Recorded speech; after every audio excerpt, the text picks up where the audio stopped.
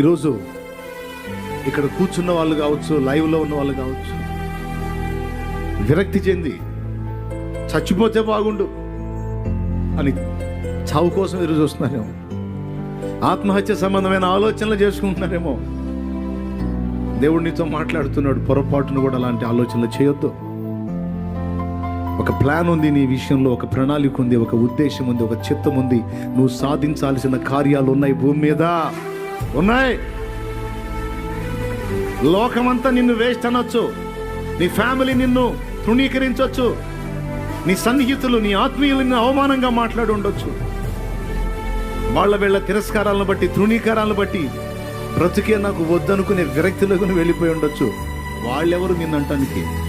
నవని రేపు నిన్ను చూసి వాళ్ళు సిగ్గుతో తలదించుకోవాలి కదా.